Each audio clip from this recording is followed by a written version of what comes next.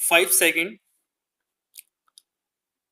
Start. Madam, the Honorable Finance Minister in his budget speech has admitted that the taxes he has levied are of an exceptional character, and he himself has stated that the taxation proposals of the fifth budget of his career total the additional taxation proposals of the other four put together, and he has justified his rather heavy taxation on the ground that the defense and the development needs of the country require such a heavy burden.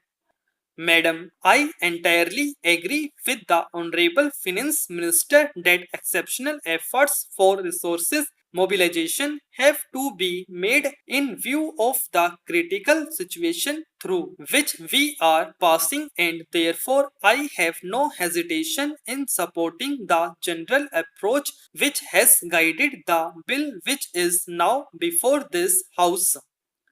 At the same time, Madam, it is necessary to examine the conditions that will be necessary in order to mobilize these resources so that ultimately it may not be in our effort to mobilize resources and the generation of additional resources which would be needed in future for our defense and development purposes may become very difficult.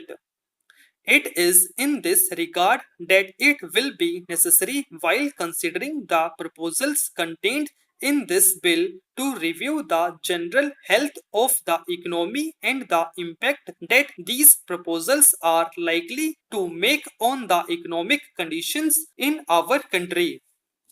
We were told again and again by the agriculture minister that everything was all right as far as the agricultural sector was concerned, that the food position was very sound, that the other agricultural products were making rapid progress, and that there was no need for any anxiety. It was therefore with some shock that the country read about the proceedings of the AICC, which met in New Delhi, wherein this question was pointedly referred to by the planning minister as well as by the Minister of Food and Agriculture. From the discussions that appeared in these newspapers, we found that there was something very seriously wrong with our agricultural sector, and that it was not making that headway which it was expected to make and which it claimed it was making, and therefore as a result of the stagnation in this sector the entire economy was stagnating.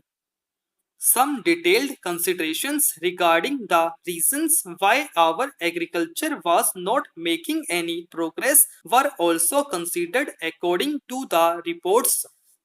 From the discussions, it becomes quite clear that the administrative machinery was not geared to the very big tasks that were ahead in the agricultural sector, and even today it has become more and more difficult to find out exactly on whom the responsibility for developing the agricultural sector is to be fixed, and who is to be held responsible in case the targets which have been prescribed for the agricultural sector are not fulfilled.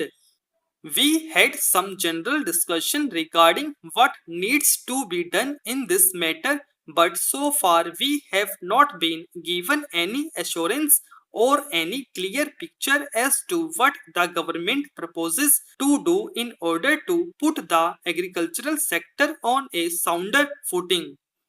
This is all the more regrettable because for the last 4 or 5 years we are continuously hearing of the determination of the government to see that the agricultural sector is put on a sound footing, and also the declaration of the realization on the part of the government and especially of the Prime Minister that so far agricultural sector was a neglected sector of our economy, that it was a mistake, that it was a great lacuna in our planning, and that the government was henceforth determined to see that this sector developed as rapidly as possible. Madam, we want resources. We want resources for our defense. We want resources for our development.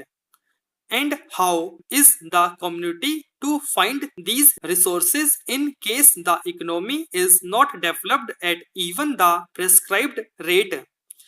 When the 10th 5-year plan was prepared, obviously the emergency which suddenly overtook this country in October November 2002 was not in their consideration.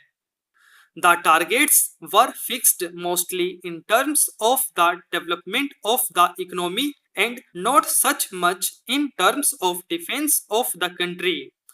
After that, this country has suddenly been called upon to assume a further responsibility of finding resources for the defense of the country.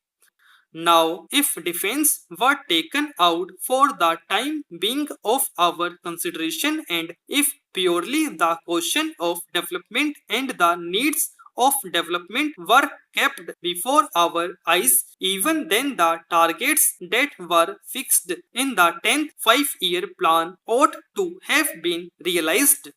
And the report on the 10th 5-year plan clearly mentions that even if those targets were realized, if progress was made as prescribed, even then it would be rather onerous on the part of the community to find adequate resources for the development of our economy. Therefore, the development needs requires tremendous efforts on the part of the community.